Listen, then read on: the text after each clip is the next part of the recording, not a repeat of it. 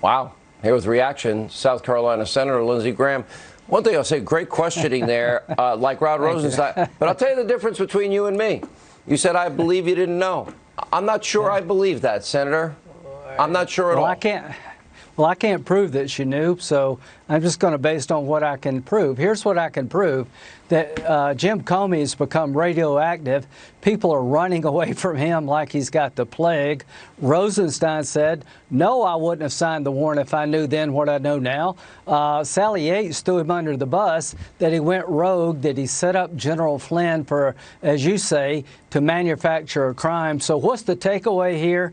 That Comey sat on top of one of the most corrupt investigations, Crossfire hurricane, in the history of the FBI, and the rats are jumping ship. Bad day for Jim Comey.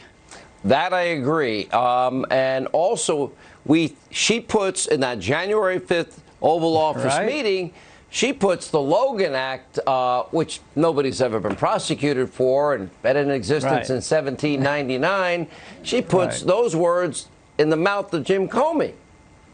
So here's what I can tell you, that if Comey's writing a book, it should be called Rogue. The best way to describe his tenure as FBI director is he was rogue, that he ran every stop sign.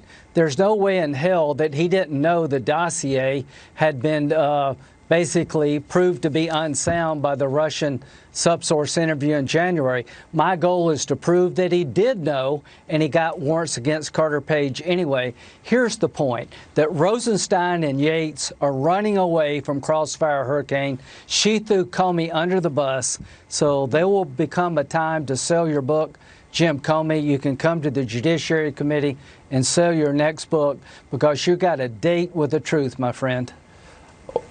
Can't wait, and I'd like to know what John Durham's going to do. Here's what we also know. We know that Jim Comey was warned before the first FISA application by the State Department. We know he was warned by Bruce Orr in detail. Don't trust Steele. He has a political agenda. Hillary paid for it. It's unverified. Signed it anyway.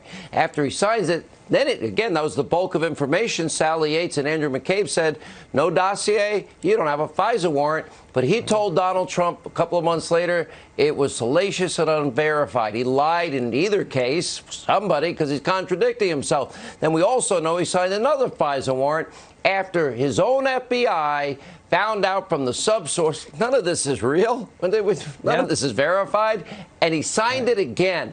That is premeditated fraud on a FISA court, Senator, whether Jim Comey, Mr. Higher Honor, wants to admit it or not. I'd get indicted. Why hasn't he been? Well, I don't know what Durham's going to do, but I know what the hell I'm going to do.